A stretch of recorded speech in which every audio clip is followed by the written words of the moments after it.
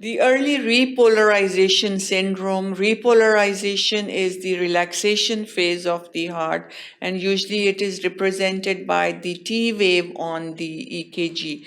So when the repolarization starts early, usually this is represented by the J wave or J point on the EKG. Here you can see this is the J point.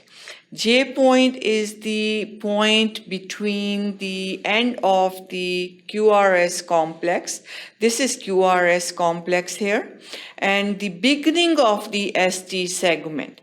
So early repolarization, you can see very clear change in this cycle here, that because of the early repolarization, that ST segment, which is the straight line before the T wave, now it's gone there. So this is the J point and this is the ST elevation. So we have different changes on the EKG. We will mention them one by one. First is this is classic early repolarization without the J wave.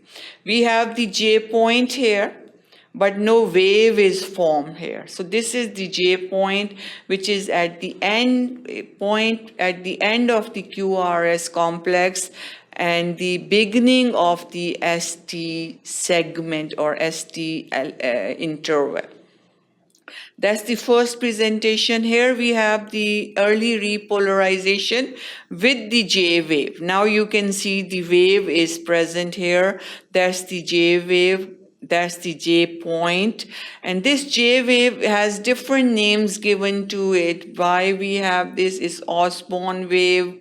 It also sometimes known as hypothermia wave, and it can be due to injury wave. So different conditions can cause this J wave.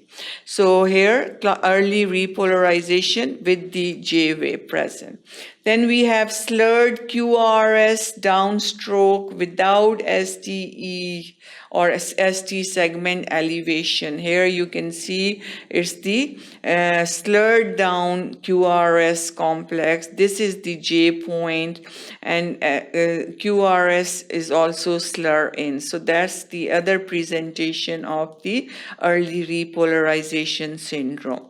And the fourth is again we have both the J wave and the J point without the ST elevation. So these are the four presentations of the early repolarization syndrome.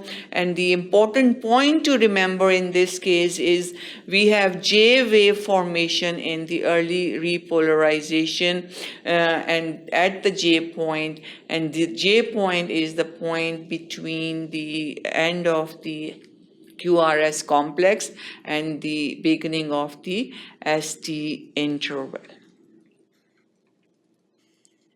The genetic basis of early repolarization syndrome, these are all the genes which are involved, and these genes, as we talked about different gene mutation and what channels they affect, these are also the genes which involve in the calcium channel and potassium channels, and these ions are responsible for the muscle contraction, impulse generation, impulse propagation, that is also affected in this early repolarization syndrome.